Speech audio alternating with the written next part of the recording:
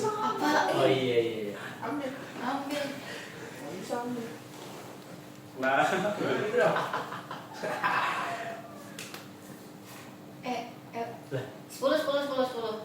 Kapan? Tuh beda ya. Dia belajar dulu yuk. Bentar lagi olim nih. Oh iya. Ayo. Rapi dulu.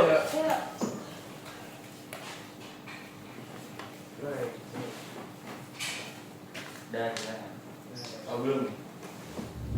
Assalamualaikum warahmatullahi wabarakatuh. Oke teman-teman semuanya, kembali lagi bersama kita di podcast Unofficial. Oke, pada kesempatan kali ini kita akan membahas tema tentang sejarah. Tapi saya nggak sendirian nih, saya sebagai host sudah ditemani para tamu-tamu yang pastinya pintar-pintar tentang sejarah nih teman-teman semuanya.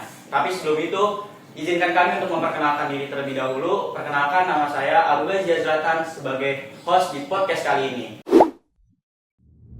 Dan saya sudah bersama teman-teman yang mengikuti menjadi perwakilan Olimpiade Sejarah mewakili MAN 1 Kota Bekasi. Boleh dong memperkenalkan diri terlebih dahulu. Halo semua, nama gue Davin Sekanti Prakoyono. Halo semua, nama saya Muhammad Ilmi Syarifuddin. Halo semua, nama saya Maida Stalutfia. Halo semua, nama aku Keisha Fitrita Melasari. Oke teman-teman semuanya, nah kita sudah bersama teman-teman perwakilan Olimpiade Sejarah yang mewakili MAN 1 Kota Bekasi. Udah ada Davin, Hilmi, Mayada, dan juga Keisha. Nah pasti teman-teman semua penasaran dong, topik apa nih yang akan kita bahas pada hari ini. Kita kan udah ngundang perwakilan dari tim MAN 1 Kota Bekasi di Olimpiade Sejarah. Nah tema yang kita akan bahas kali ini adalah tema tentang sejarah Kabinet Natsir. Nah, mumpung kita sudah mengundang narasumber yang tepat, kita akan tanya-tanya mereka nih. Nah, teman-teman semuanya nih, kan kalau kita membahas tentang Kabinet Natsir, itu erat kaitannya dengan sejarah negara kita yang pernah berada di posisi Republik Indonesia Serikat. Nah, gue sebagai host nih mau nanya, kira-kira apa sih yang melatar belakangi Indonesia pada saat itu hingga menjadi negara Republik Indonesia Serikat? Boleh dong teman-teman semua dijawab. Nah, nih latar belakangnya itu kan kita merdeka di 17 Agustus 1945 kan, diproklamasi. Oke. Tapi Belanda itu belum mengakui negara kita. Akhirnya terjadi konflik militer, yaitu agresi militer Belanda 1 di tahun 1947 dan agresi militer Belanda 2 di 1948. Nah, untuk menyelesaikan konflik ini akhirnya diadakan konferensi meja bundar di Den Haag di tanggal 23 Agustus sampai 2 November 1949 antara Indonesia, Belanda, dan BFO, yaitu wakil-wakil negara federal bentukan Belanda. Hasilnya, Belanda bersedia mengakui kedaulatan Indonesia dengan syarat Indonesia berbentuk federal atau negara bagian, bukan kesatuan. Oke. Jawaban dari Keisha cukup menarik nih. Jadi kesimpulan yang bisa kita dapat, jadi sejarahnya Republik Indonesia Serikat itu dimulai dari konferensi meja bundar gitu ya. Konferensi Meja Bundar pada tahun 1949. Nah, hasil kesepakatan dari konferensi Meja Bundar tersebut itu Republik Indonesia merupakan negara federal yang dibentuk untuk mempertahankan pengakuan kedaulatan dari negara Belanda. Nah, tapi sebelum kita lanjut ke pertanyaan selanjutnya nih, kira-kira biar ngobrolnya tambah enak, ini kita ngobrol pakai gua lu atau aku kamu atau gimana nih enaknya teman-teman semua? Sabar. Kayak gue lu. Bebas ya, gua lu aja kali ya biar enak. Lebih enak ya. Nah, oke. Pertanyaan selanjutnya nih, kira-kira kita akan membahas tentang Kabinet Natsir. Nah, kalau tadi udah dibahas tentang sejarah Republik Indonesia Serikat, menariknya nih Republik Indonesia Serikat itu kan terbilang sangat singkat gitu kan? Terbilang sangat singkat karena hanya berjalan 1 tahun kalau nggak salah gitu kan? Yaitu Republik Indonesia Serikat itu berdiri dari 27 Desember 1949 sampai 17 Agustus 1950. Berarti Republik Indonesia Serikat ini hanya 1 tahun gitu kan. Nah, kira-kira apa nih yang melatar belakangi pemerintah Indonesia kita tuh yang awalnya udah menentukan Republik Indonesia Serikat terus mengubah lagi menjadi Negara Kesatuan Republik Indonesia?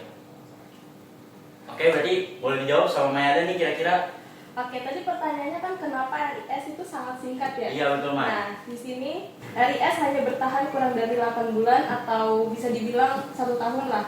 Dari 27 Desember 1949 sampai 17 Agustus 1950. Nah, penyebab utamanya itu apa aja sih? Yang pertama, penolakan rakyat dan elit politik Indonesia terhadap bentuk negara federal karena dianggap buatan Belanda atau yang dinamakan politik divide et impera. Nah, yang kedua, banyak negara bagian dalam RIS ingin bergabung ke Republik Indonesia di Yogyakarta. Nah, sehingga RIS ini perlahan-lahan bubar dari dalam. Yang ketiga, ketidakstabilan politik dan ketidakefisienan sistem federal karena terlalu banyak entitas pemerintahan yang memperlambat proses pengambilan keputusan. Nah, dan yang terakhir, adanya gerakan unitarisme dari rakyat yang menginginkan kembali ke Negara Kesatuan Republik Indonesia atau NKRI. Akhirnya, pada 17 Agustus 1950, Indonesia kembali menjadi negara kesatuan. Itu. Oke, berarti yang melatar belakangi singkatnya Republik Indonesia Serikat itu karena pada saat itu masyarakat Indonesia tidak setuju dengan pembentukan negara federal karena dianggap merupakan usulan dari negara Belanda gitu kan.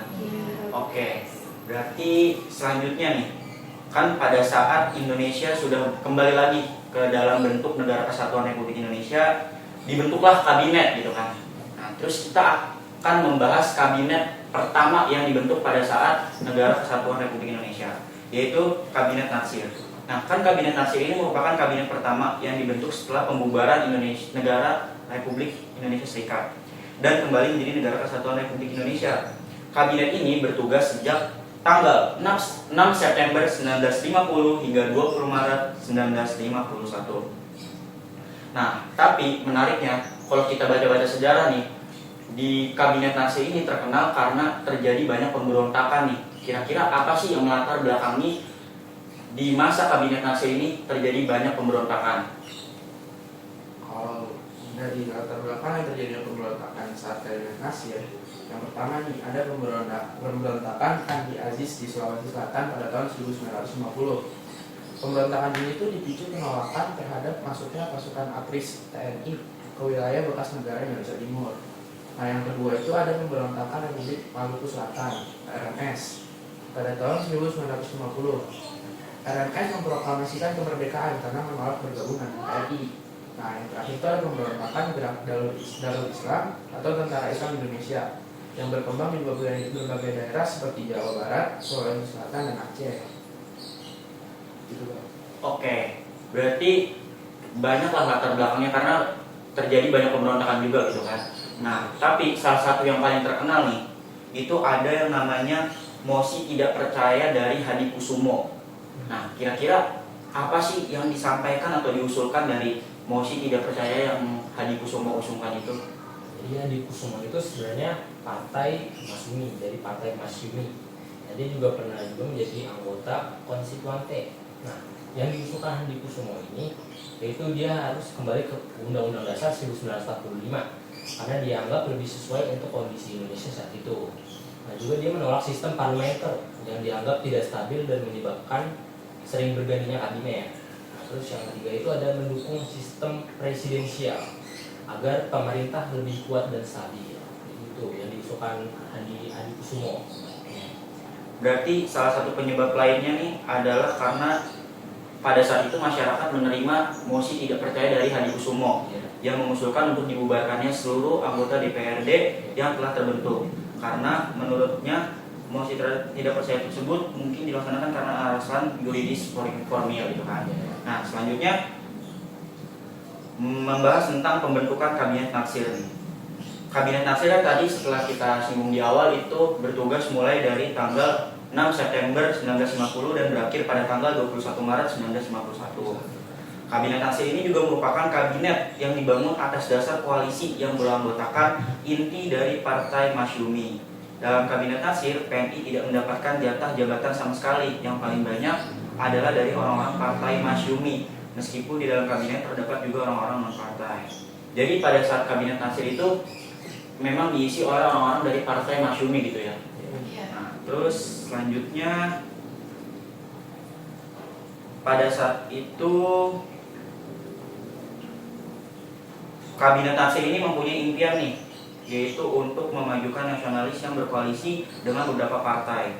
Namun hal ini tidak bisa terwujud karena terjadi perebutan jabatan antara PNI dan Masyumi. Sehingga dengan sendirinya pihak dari partai PNI tidak senang dengan keadaan seperti ini dan menjadikan sulit merekrut PNI untuk masuk ke dalam kabinet Natsir.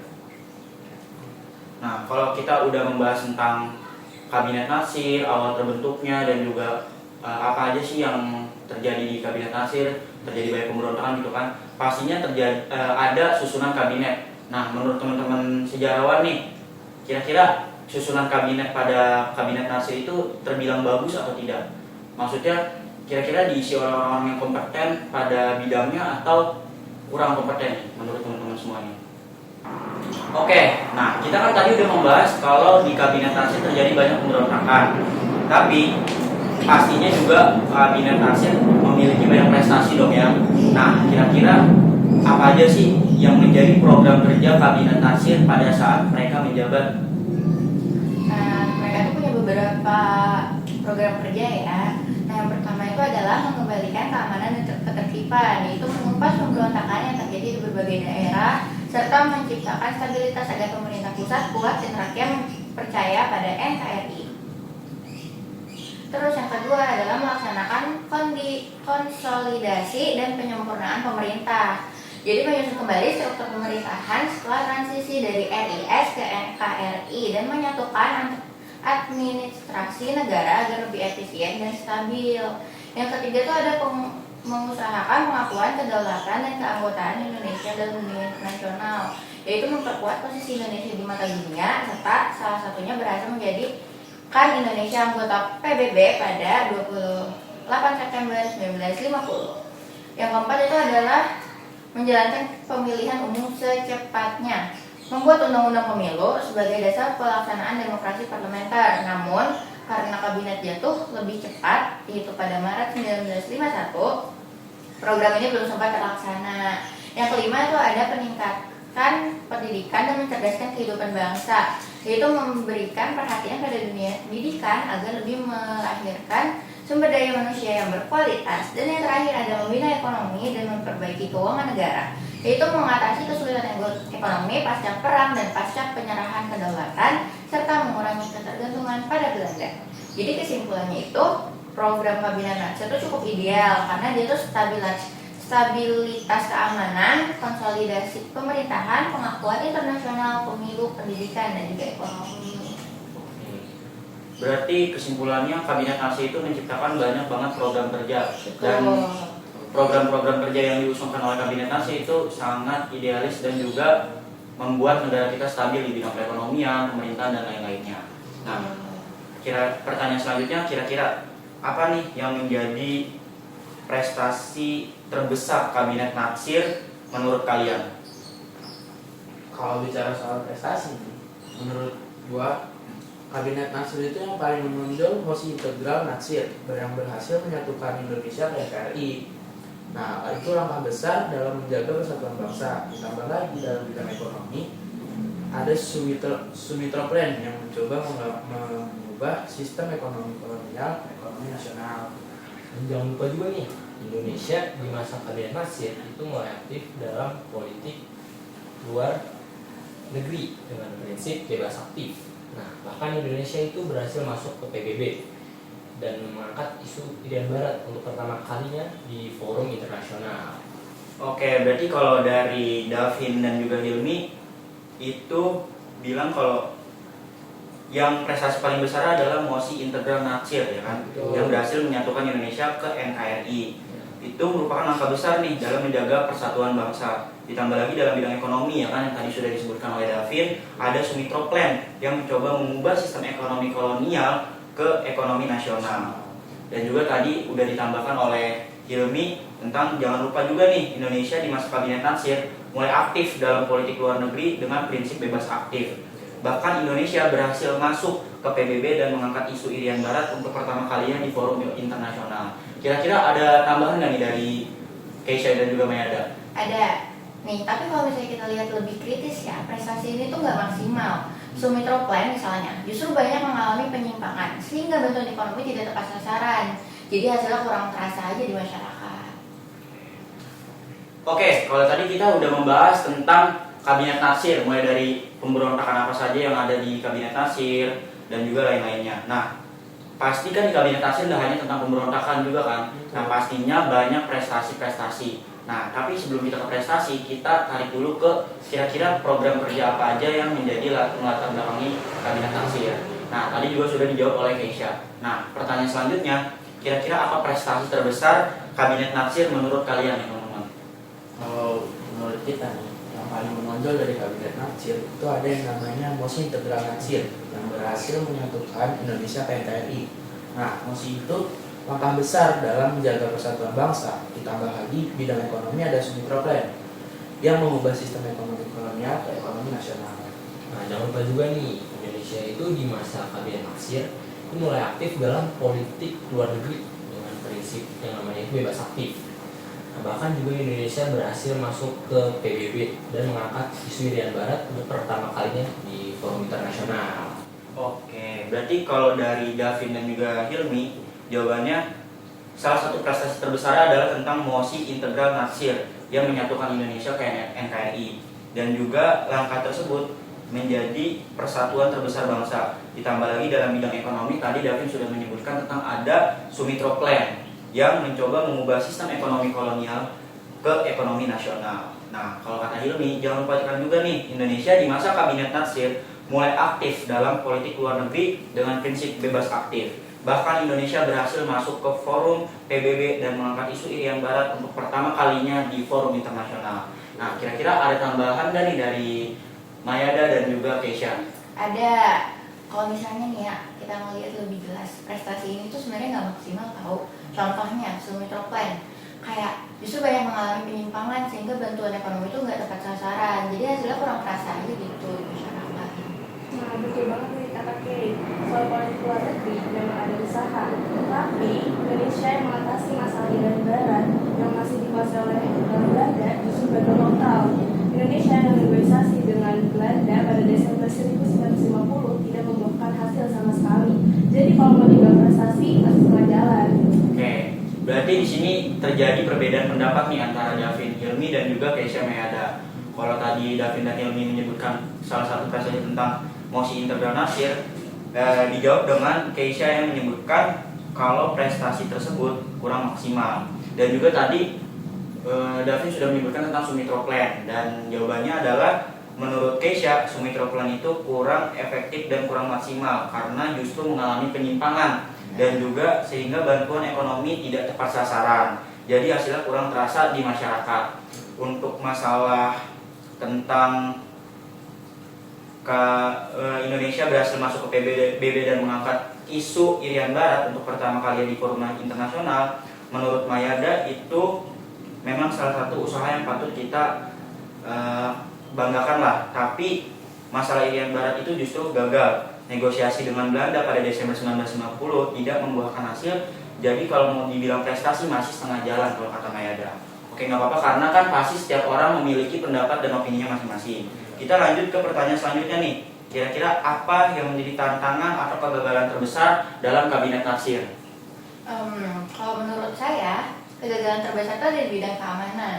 Pemberontakan DI atau TII, APRA, Andi Aziz sampai RMS itu belum selesai di masa kabinet ini. Itu jelas memperlemah stabilitas nasional. Nah, ditambah lagi, dukungan politik di parlemen tidak solid. PNI yang jadi oposisi bersama PKI dan Murba, akibatnya banyak kebijakan Kabinet Natsir mentok. Termasuk masalah PP nomor 39 tahun 1950 yang akhirnya memicu mosi tidak percaya. Tapi jangan lupa, Indonesia waktu itu kan baru merdeka, jadi belum stabil. Justru Kabinet Natsir ini sudah berusaha dengan program konsolidasi dan penataan angkatan perang. Nah, sama soal politik nih, meskipun jatuh karena mosi tidak percaya, itu bagian dari dinamika demokrasi parlementer. Artinya, sistem waktu itu berjalan, walaupun konsekuensinya kabinet jadi pendek umur. Oke, baik. Berarti di sini terjadi perbedaan pendapat lagi nih tentang apa tantangan dan juga kegagalan terbesar di Kabinet Natsir. Kalau dari Mayada dan Keisha membahas tentang yang sudah kita bahas di awal nih, tentang banyaknya pemberontakan di Kabinet Natsir. yaitu ada pemberontakan DI atau TII, APRA, Andi Agis, dan juga RMS.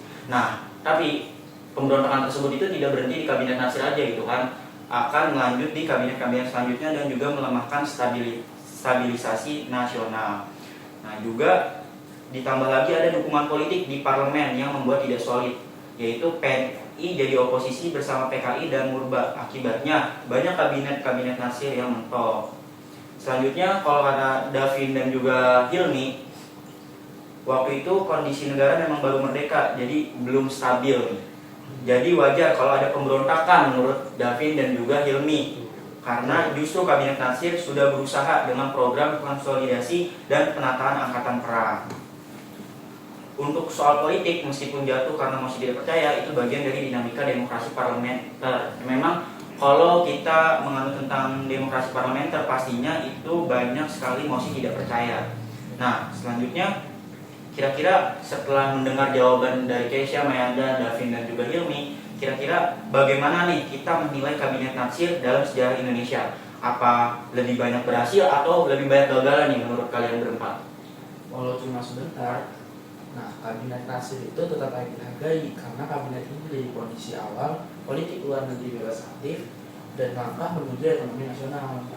Tapi kalau secara realistis, kabinet ini gagal memenuhi janji utamanya, pemilu cepat, stabilitas keamanan, dan penyelesaian Irian Barat. Nah, dari jawaban kalian berdua nih sudah cukup mewakili, dan dari diskusi ini kita bisa lihat nih teman-teman semuanya, kabinet Nasir mempunyai dua sisi. Dan di satu sisi ada prestasi besar dalam menyatukan NKRI dan merintis politik luar negeri bebas aktif. Di sisi lain, kegagalan menghadapi pemberontakan dan lemahnya dukungan politik membuat kabinet ini hanya bertahan sekitar 7 bulan dari September 1950 sampai 1951. Jadi kabinet Nasir ini memiliki, ada yang bilang memiliki banyak prestasi, ada juga yang bilang banyak sekali kegagalannya. Nah, hal tersebut yang membuat kabinet Nasir hanya bertahan selama 7 bulan, yaitu dari September 1950 sampai Maret 1951. Memang sejarah selalu memberi dua pelajaran, apa yang bisa kita banggakan dan apa yang harus kita pelajari. Yang kita banggakan adalah tentang prestasi-prestasinya dan juga yang bisa kita pelajari tentang kegagalannya, yang bisa kita pelajari untuk pelajaran kita di masa depan. Nah, selanjutnya kita kan sudah membahas panjang lebar tentang kabinet Nasir nih ya. Kita udah mulai dibahas dari tentang terbentuknya RIS, juga bagaimana kabinet Nasir terbentuk, apa saja prestasinya, dan kita jadi bisa mendapat insight tambahan dan ilmu tambahan dari pembahasan kita hari ini. Dan bagaimana nih teman-teman semuanya tentang pembahasan kita hari ini? Apakah teman-teman semuanya sudah bisa mendapatkan kesimpulan tentang kabinet Nasir? Kalau dari saya sendiri, kesimpulannya adalah pasti setiap kepemimpinan itu memiliki gaya kepemimpinan sendiri, dan setiap kabinet juga mempunyai cara bagaimana mereka membawa negara menjadi ke arah yang lebih baik lagi. Untuk kabinet Nasir memiliki banyak prestasi dan juga memiliki banyak kegagalan, dan mungkin kegagalan tersebut bisa kita jadikan pelajaran di masa yang akan datang. Oke, mungkin ada yang ingin ditambahkan dari teman-teman semuanya pada pertemuan kita kali ini? Saya rasa sudah cukup. Oke, karena pertemuan kita sudah cukup panjang dan kita ngobrol udah cukup banyak nih tentang kabinet Nasir, mungkin teman-teman di rumah bisa ambil kesimpulan sendiri tentang pembahasan kita hari ini, yaitu tentang kabinet Nasir. Mungkin cukup sampai sini pertemuan kita pada hari ini, yaitu di podcast Unofficial. Sampai bertemu di podcast kita selanjutnya, yaitu di podcast Unofficial yang membahas tentang berbagai macam tema dan juga topik-topik yang sedang hangat. Oke, mungkin cukup sekian dari kita, kurang lebihnya mohon maaf. Kita juga masih banyak kekurangan tentang sejarah, jadi mohon dikoreksi. Oke, mungkin cukup sekian dari kita. Wassalamualaikum warahmatullahi wabarakatuh.